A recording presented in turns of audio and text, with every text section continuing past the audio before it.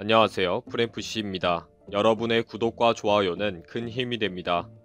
10일부로 이제 한국 법원은 언제든지 미쓰비시 중공업의 국내 자산에 대한 현금화 조치를 취할 수 있게 되었습니다. 그동안 온갖 협박을 입에 올리던 일본의 움직임이 활발해지고 있습니다. 한국은 사법부의 판결이기 때문에 행정부가 관여할 수 있는 여지가 거의 없는 상황입니다. 일본의 요구대로 한국 행정부가 사법부에 영향을 넣어서 재판을 중지시킬 수도 없기 때문에 결국 소송 당사자를 대상으로 직접 협상과 보상과 소취화 등의 조치를 취하라는 것입니다. 이렇게 복잡하게 돌아가는 와중에 일본의 언론에서 일본 정부가 실제적으로 취할 수 있는 조치에 대한 분석 기사가 나왔습니다. 놀랍게도 일본은 미치광이 전략으로 인질극과 도발을 할 것이라는 것입니다.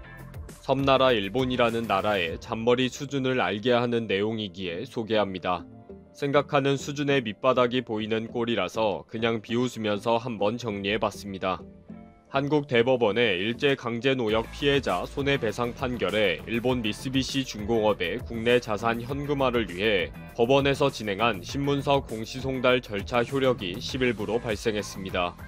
피해자와 유족 5명이 제출한 신청은 미쓰비시 중공업을 상대로 한국 내 상표권 2건과 특허권 6건에 대한 매각 명령입니다.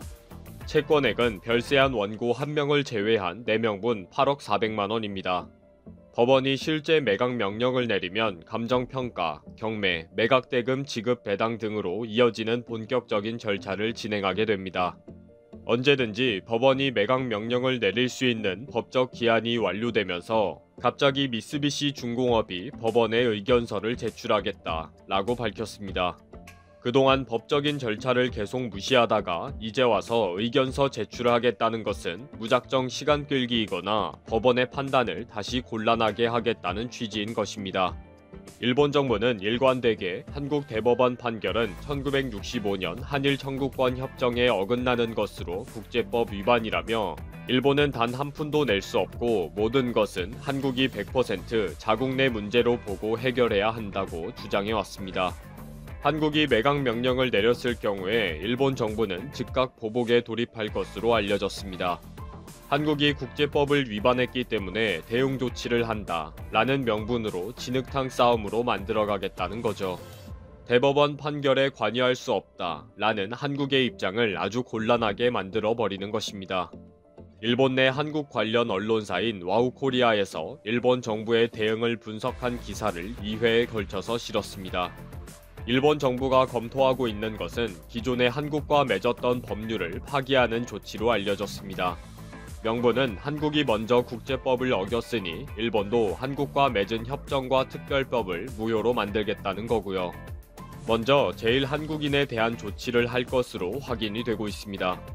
1965년에 맺은 제1한국인의 법적 지위 협정, 일본에 거주하는 대한민국 국민의 법적 지위 및 대우에 관한 대한민국과 일본 국간 의 협정을 무효화하겠다는 것입니다. 1965년 이전에 이미 일본에 거주하고 있던 한국인에 대해 내란 등 중대 범죄를 제외하고는 강제 퇴거의 대상이 되지 않는다 라는 특별한 협정 영주권이 부여되었습니다. 1991년 한일 법적 지위 협정에 따른 협의 결과에 관한 각서가 체결이 되고 동시에 샌프란시스코 강화 조약에 따라 일본 국적을 이탈한 자 등의 출입국 관리에 관한 특례법이 성립됩니다. 그러면서 제1한국인의 자녀까지 특별 영주권이 부여되도록 완료되었습니다. 일본이 이 모든 것을 무효화하는 대응 조치와 제재를 가하겠다는 것입니다. 한국 대법원의 판결에 일본 행정부가 제1한국인을 대상으로 인질극을 하겠다고 협박하는 꼴입니다. 만약에 이런 조치를 취하게 되면 특별 영주권을 가진 제1한국인에 대한 핍박은 인권 보호 차원에서는 큰 문제가 될 것으로 보고 있습니다. 당장 일본 내부가 인권을 중시하는 진보 정당과 시민들의 저항으로 시끄러울 것이고 국제인권단체와 일부 국가의 비판에 시달릴 것이라는 거죠. 그래서 일본 정부는 한꺼번에 이 조치를 취하지 않고 단계적으로 진행하면서 한국을 압박할 것을 검토 중이라고 합니다. 건드리지 않는 것이 좋은 미치광이 전략으로 나가겠다는 거죠. 대법원 판결이고 3건 분립이고 뭐고 막 나가보자는 것입니다. 한국의 행정부가 사법부에 압력을 놓고 사정을 하는 모습을 보이라는 것입니다. 물론 한국으로서는 그렇게 갈 수도 없고 해서는 안 되는 일이고요. 두 번째로 검토 중인 것은 한국이 일본 제철에 한국에 있는 자산을 현금화할 경우에 일본은 한일 청구권 및 경제협력 협정 위반 행위로 간주하고 최후의 카운트펀치로 대한민국과 일본 국 간의 어업에 관한 협정을 파기하는 조치를 취하겠다고 공언하고 있습니다. 일본은 이승만 정권 때 한국 정부가 이승만 라인을 설정하면서 어선 326척을 납포하고 선원 3,094명을 구속한 상황에서 어업협정을 맺은 것을 두고두고 한탄했습니다. 부랴부랴 9천만 달러를 차관으로 지급하면서 단속권을 후퇴시키는 정도에 머물렀고 이후에 꾸준히 한국의 영해를 침범하기 위해 시도했습니다. 그러다가 1994년 영해 12해리, 경제수역 200해리를 골자로 하는 유엔 해양법 협약이 발효되면서 재협상을 강력하게 요구했습니다. 독도를 둘러싸고 협상이 지지부진할 때 1998년 1월 23일 일본은 한일 어업협정을 파기하겠다라고 일방통보를 합니다. 그러한 도발 가운데 맺은 협정이 독도 주변을 중간 수역으로 하기로 한 현재의 신한일 어업협정입니다.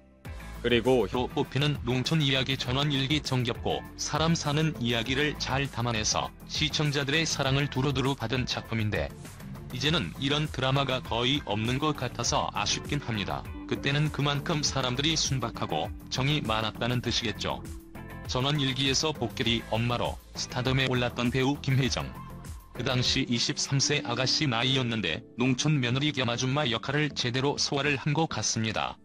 그녀는 전라북도 완주군이 고향이고 나이는 2018년 기준으로 57세입니다. 워낙 복길 엄마 이미지가 강해서 다른 작품은 생각이 잘 안 나겠지만 최근작으로 신기생전과 역전의 여왕 작품에 출연을 하기도 했습니다. 김혜정은 1988년도에 승려 출신으로 알려진 신 황청원과 결혼을 했지만 결혼 15년 만에 이혼을 하게 되었습니다. 그 당시 전 남편 황청원 씨는 6살 연상으로 두 사람이 결혼한다는 소식에 화제를 불러왔지만 결국 헤어지게 되어 안타까움이 많았습니다. 그 일로 심리적으로 힘들었던 시기이고 심장에 무리가 와서 쓰러질 정도로 스트레스를 받았다 합니다.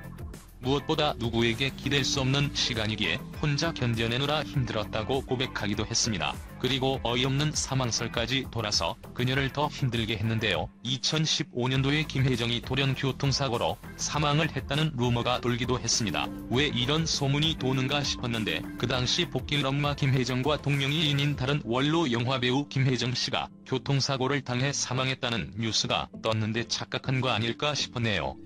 심양홍과 김혜정은 17일 방송된 KBS ETV 박수홍 최원정의 여유만만에 출연해 드라마에서 부녀로 인연을 맺은 사연을 맺어진 사연을 공개했다.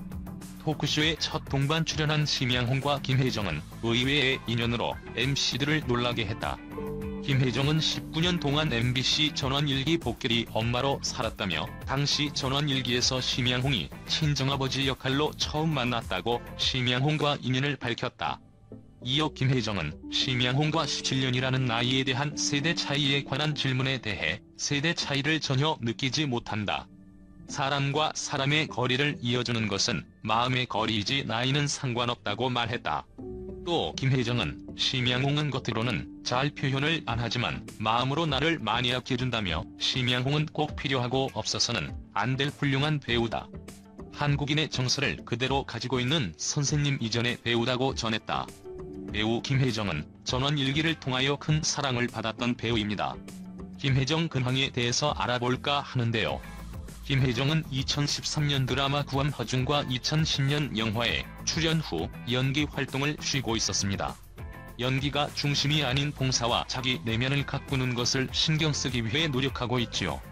김혜정 결혼 남편 황청원을 만나 1988년 처음 결혼을 했고 1997년부터 별거를 시작했습니다. 그러다가 2003년 이혼을 하고 혼자 살게 되지요. 김혜정 전 남편은 황청원과 2010년 서류로 법정 이혼을 했지만 실제로는 2003년부터 혼자 살았다고 하지요. 2003년 결혼 생활 15년 만에 종지부를 찍었다. 현재는 아픔을 이겨내고 서울 동구 이천동에서 혼자 살고 있다. 심혜정 이혼 이유에 대해서는 이렇게 언급을 했는데요. 사람의 일이란 말로 다 설명할 수 없는 부분이 있다. 사람의 인연이라는 것은 내가 원하지 않아도 그냥 바람처럼 곁에 머물 수 있는 것이고, 인연이 다 했다고 해도 그 인연을 무자르듯 싹둑 잘라낼 수는 없지 않나요? 김혜정은 이혼 후 2006년 큰 아픔을 겪기도 합니다. 요리를 하다가 화상 사고를 당했기 때문입니다. 당시 김혜정의 화상은 3도 화상이었는데 상반신에 37% 가까이 화상을 입었다고 하지요. 비록 17살 차이가 나지만 세대 차이를 전혀 느끼지 못한다. 사람과 사람의 거리를 이어주는 것은 마음의 거리이니 나이는 상관없다. 심양홍은 겉으로는 잘 표현을 안 하지만 마음으로 나를 많이 아껴준다. 한 언론에서는 김혜정 심양홍에 대해서 17년 나이 차이를 극복한 특별한 우정 또는 부부라고 보도를 하기도 했는데요. 당시에도 엉터리 기사가 많았던 것입니다.